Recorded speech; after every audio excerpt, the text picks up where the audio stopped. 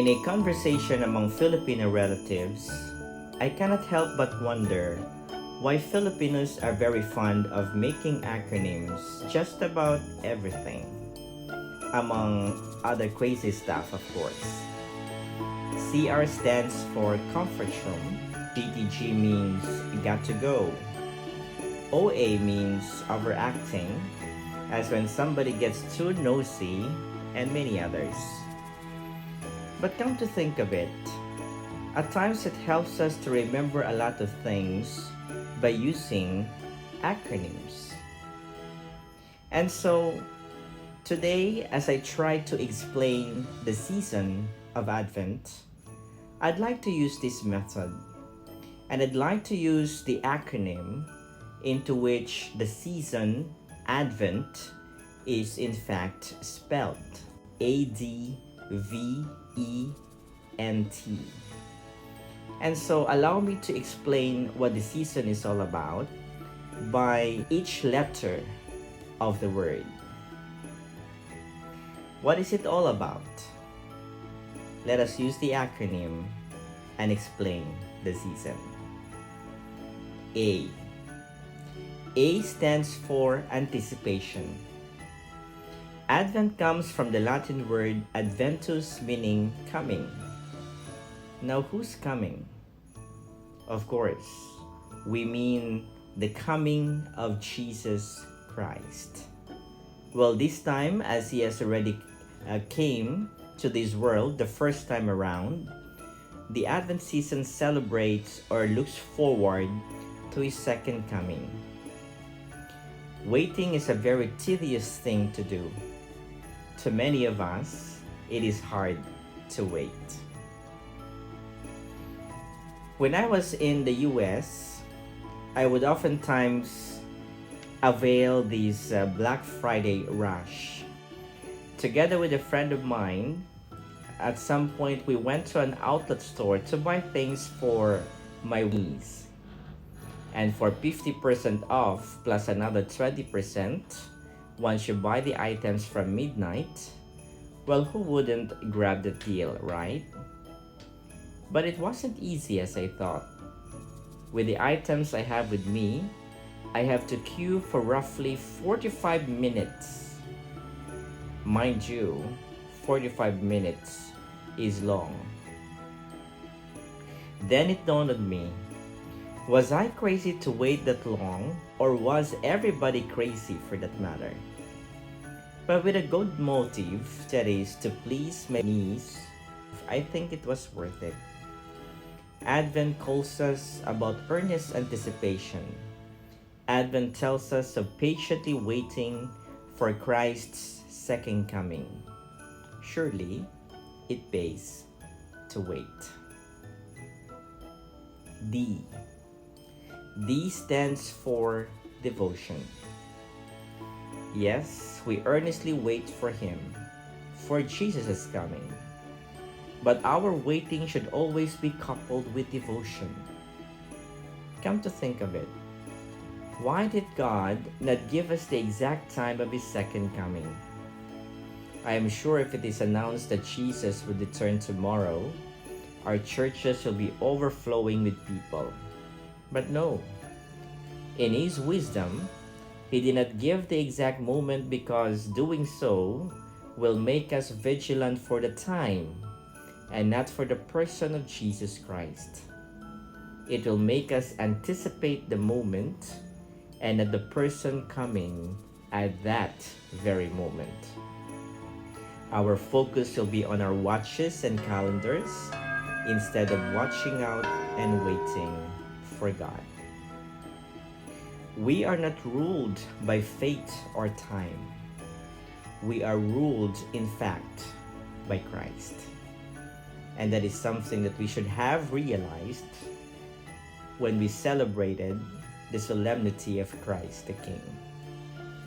He kept the moment a secret to acknowledge each moment as a gift, a moment of opportunity to be truly devoted to Him in faith and in love. V. V stands for victory. Victory over sin and death. Christ came for the first time to fulfill the promise of salvation that His Father revealed to us in the Old Testament through His incarnation. His second coming will remind us of this promise and to give us the fullness of salvation. His victory, which then becomes our own victory over sin and death. Yes, judgment is there, as is said in one of the Gospels. But to those who did not just lie in wait, but waited with earnest anticipation and devotion, their vigilance will find its reward. E. E stands for eagerness. Eagerness implies dedication. Eagerness rests in the will. Our Christianity to be authentic needs to be directed to Christ, and that means surrendering our very lives to Him and Him alone. No ifs, no buts, only yes. How do I eagerly await for His coming? Doing nothing, or with eagerness and preparation? Our present world seems to provide us with a lot of things that could make life easier. In the year 3000, who knows? A robot will do the exercise for you while you sleep. No need to go to the gym and do weightlifting. But not with God. We need to give our all. No easy access, no shortcuts. It always requires sincere effort and dedication. And so is what this season implies. N stands for nothingness. Advent reminds us of our nothingness in front of God. We are creatures of God and not the Creator. I know persons who have set so many deadlines in life. First year, first car. Third year, first million. Fourth year, top promotion. We lay down deadlines, and in the end, we care more for the deadlines than for our beloved. You may eventually have the car, house and lot, millions and highest position, but eventually you have become so detached to your family and friends. You met the deadline, but missed the people who really loves you. These things are passing things, but our love for each one will remain. We will not be judged according to our accomplishments, but to how much we loved our brothers and sisters. Finally, the letter T.